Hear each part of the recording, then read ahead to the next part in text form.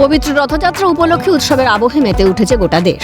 সেই উৎসবের আনন্দ থেকে পিছিয়ে নেই নদিয়া জেলার হরিণঘাটাও। হরিণঘাটা পুরসভার 10 নম্বর ওয়ার্ডের সন্তোষপুরের অনুকূল সিংহের বাড়িতে মহাসমারোহ ও ধর্মীয় আচার অনুষ্ঠানের মধ্যে দিয়ে পালিত হল শ্রী শ্রী জগন্নাথ দেবের ঐতিহ্যবাহী রথযাত্রা।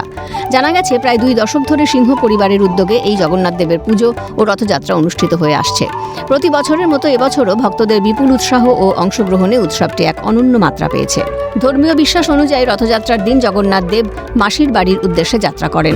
সেই প্রথা মেনেই এদিন শ্রী শ্রী জগন্নাথ দেবের রথ প্রায় 3 থেকে 4 কিলোমিটার পথ অতিক্রম করে উত্তর 24 পরগনা জেলার টালিখোলা মাসুন্ডা এলাকায় অবস্থিত হীরালাল সূত্রধরের বাড়িতে পৌঁছয়, যা স্থানীয়ভাবে জগন্নাথ দেবের মাসির বাড়ি হিসেবে পরিচিত।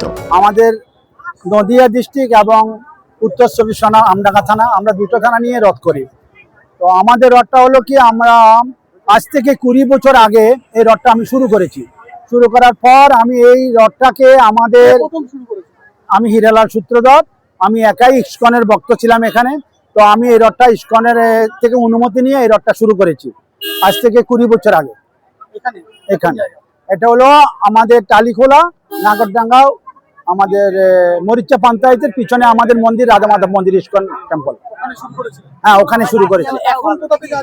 এই রথটা প্রথম থেকে আমরা এই যে সন্তোষপুরে আমাদের এক মহারাজ ছিলেন, ওনাকে দিয়েছি। ওনার বাড়ি থেকে আমরা রথ আমাদের মন্দিরে নিয়ে আসতাম। হ্যাঁ, সারা বছর রথ ওখানে জগন্নাথ ওখানে থাকে। ওখান থেকে আমাদের বাড়ির মাসির বাড়ি এখানে আসে। হ্যাঁ, এখানে রথ থাকবে 7 দিন। হ্যাঁ, 7 দিন আমাদের 7টা মহারাজ আসবে। আমাদের 7টা মহারাজ মায়াপুর থেকে আসবে এবং 7 দিন প্রোগ্রাম হবে, দুপুরে ক্লাস হবে এবং আমাদের দুপুরে প্রত্যেক দিন আমাদের 2000 লোকের প্রসাদের ব্যবস্থা হয়। আমাদের রথে আজকে ম্যাক্সিমাম না হলে 8000 10,000 লোক হবে। আজকে প্রথম যখন আমরা শুরু করছি মাত্র 500 লোক হয়েছিল, আর এখন এত ভক্ত হয়েছে। জগন্নাথ বছরে একবার আসে সবাইকে দর্শন দেওয়ার জন্য।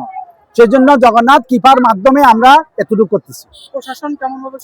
প্রশাসন আমাদেরকে অনেক যথেষ্ট হেল্প করে। আমাদের আমডাঙ্গা থানা থেকে আমাদেরকে 70 জন পুলিশ দিয়েছে এবং মোহনপুর থানা থেকে 20 জন দিয়েছে। রথযাত্রা উপলক্ষে সিংহবাড়িতে ছিল মহা উৎসবের আয়োজন।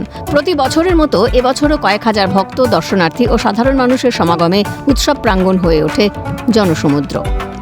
বর্ণাঢ্য শোভাযাত্রায় কাঁসর ঘণ্টা, ঢাক ঢোল, হরিনাম সংকীর্তন এবং বহুরূপীদের মনোমুগ্ধকর পরিবেশনা গোটা এলাকার উৎসবের আবহকে আরো প্রাণবন্ত করে তোলে। এটা গাদামারা টালিখোলা নিয়ে যাওয়া হবে, মাসির বাড়ি, গুন্ডিজা মাসি। ওখানে 9 দিন থাকবে, তারপরে আবার পুনরায় আমাদের আশ্রমে চলে আসবে। এই যে এই 9টা দিন কিভাবে জগন্নাথকে পূজিত করে? ওখানে তো খুব ধুমধামকে হয়, আমাদের এখানে হয় তো একটু কম হয় আর কি। আজকে 3000 লোকের সমাগম হয়েছে। 3000 লোকে প্রসাদ পেয়েছে, খিচুড়ি প্রসাদ। আর এই যে র্যালি হচ্ছে বা জগন্নাথের রথ টানা হচ্ছে, এখানে কত মানুষের সমাগম? এখানে 5000 লোক হবে। এখানে মায়াপুর থেকে আছে, ইস্কন থেকে আছে, তারপর নবদ্বীপ থেকে আছে, বহু জায়গার লোক আসে।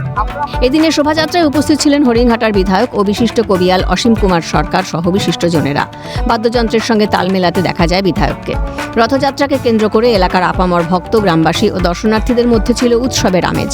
ধর্মীয় ভক্তি, সামাজিক সম্প্রীতি এবং ঐতিহ্যের এক অপূর্ব মিলন মেলায় এদিন মুখরিত হয়ে ওঠে সন্তোষপুর, যা স্থানীয় মানুষের কাছে বছরের অন্যতম আকর্ষণীয় ধর্মীয় উৎসব হিসেবে বিবেচিত।